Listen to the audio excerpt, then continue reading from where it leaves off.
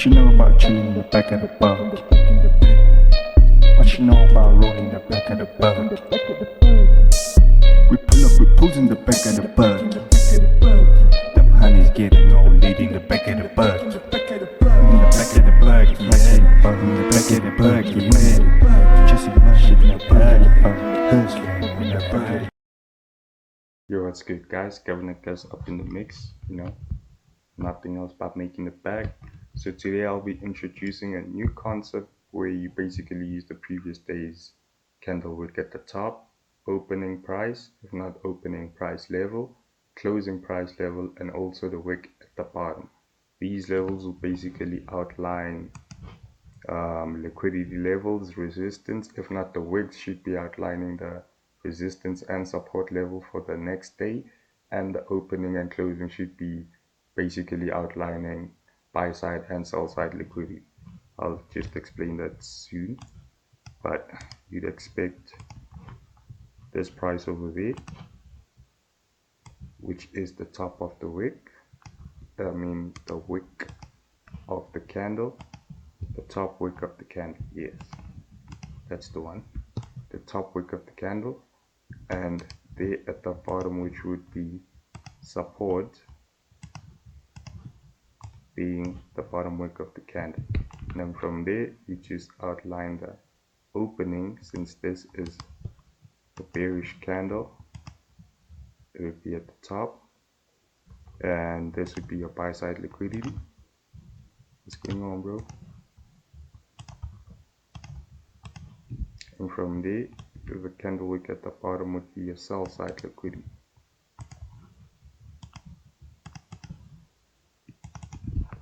And from this would give you your basic price levels. If you are familiar with my previous videos, then you'd understand the liquidity buy side and sell side logic, and also ghost liquidity levels in that essence.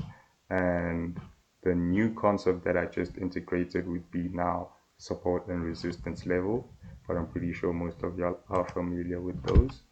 If not, I can probably just make the next video based on support and resistance, but as of now I'm just explaining this one here.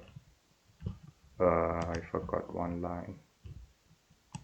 So from there we would want midnight, and then from midnight, that's where we would have all our information.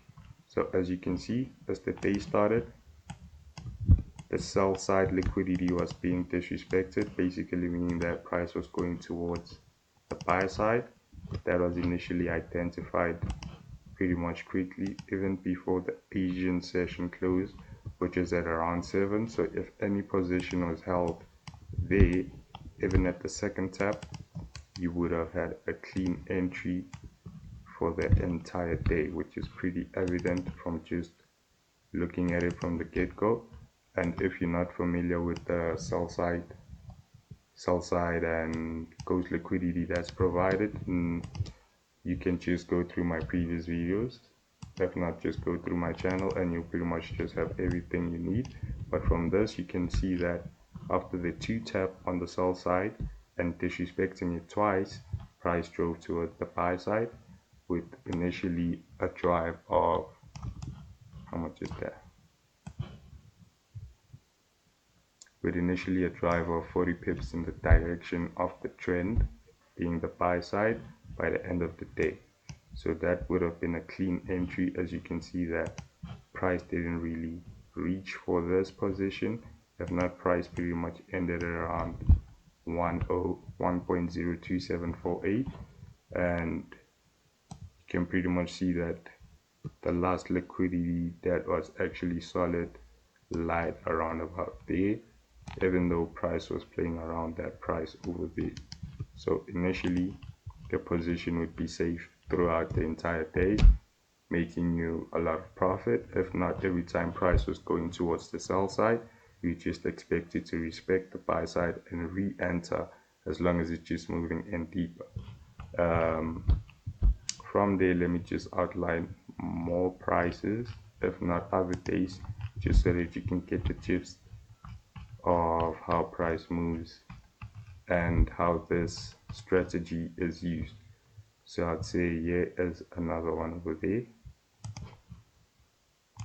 where we can say sell side liquidity resided over there, buy side liquidity resided over there, and then bro, don't take me back. And then resistance was presented at the top there, with support also being presented at the bottom over there.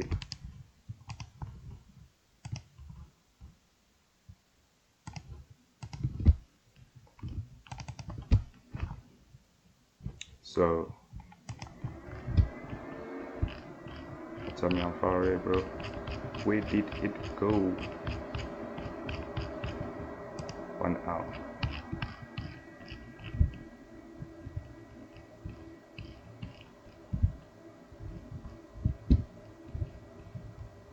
And 15 minutes.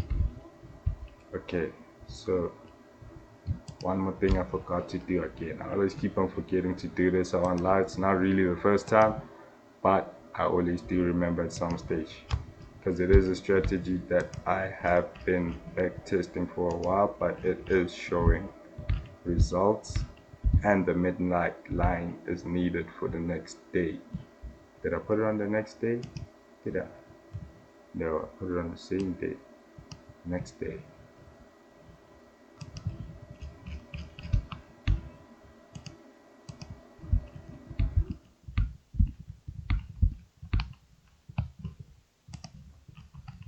Okay, so as you can see, I'll just mark even the 7 o'clock time slot over there. What is it? 7, it should be there. 7 o'clock.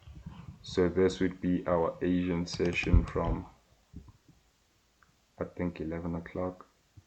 This being South African Standard Time. And as we can see, price initially drove below the sell side pressure, and after driving below, drove back up and disrespected the sell side for a bit until it initially broke through and then broke back up. And as we can see, it disrespected the sell side, but this time drove down and finally respected the sell side around about there, where now there were wicks going towards the buy side. So initially from here, you just expect price to respect the sell side. So at around 7, you can see that price just drives down, and as price drives down, it drives down till the end of the day. Is it? Yes. The end of the day being around about there. With this now also being a 90 pip drop, with consolidation ending it at a 68 pip drop. And as you can see, the price the prices provided from the candle wicks and the candle opening and closing basically provides respected price levels for the next day that initially just give you a sniper entries, usually from the Asian session, or if not most of the time from the Asian session. And what you just wait for is a double tap. If not for me specifically, I'd wait for a double tap initially towards the end here, since you can see that throughout this phase, price was initially indecisive of where it wanted to go. And from there, the next tap would have been around about there, and at 7 you would have gotten your confirmation actually after 7 o'clock when price bounces there. If not, when price respects the sell side by bouncing off the support level and turning it into resistance. So you can see that price drives down below the support level from the previous day, and from there it tried to respect it but couldn't, since the trend was a downtrend, went below, tapped once, and then initially tapped again over there. The first tap would be that one there, and initially taps again over there, and that would be your entry even for the rest of the day. Initially even aiming for around about 40 pips, which would have been around about there, which is my usual take profit zone. If not, if you did hold the position, you could have even gone for a 60 pip take profit per position, this being a what? 6 for 1 if you're holding a position at a 10 pip risk to reward ratio. So initially you can see the method basically outlines most of the entries during the Asian session, if not from the 2 examples that I showed you. And this would be I haven't really given it a name, but I can call it the day entry or something like that. But it's one of the strategies that I have back tested and initially created, and I've seen it to be very functional, mostly on the Euro USD pair. I haven't actually tried it on other trading charts since I only trade the Euro USD. Well, not really the Euro USD, but one of the trading systems, if not trading markets, that I do trade most of the time is Euro USD. But other than that, that would be it. Covenant Gus. Hope you guys are in it for the pack. Peace out. What you know about chilling in the back of the bug? Just some money in the back of the bug. I'm hustling in the back of the bug. Shooting that shit in the back of the bug. In the back of the bucky.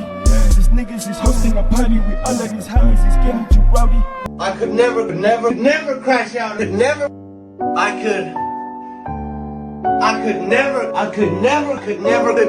crash out over no bitch. Fuck is you talking about?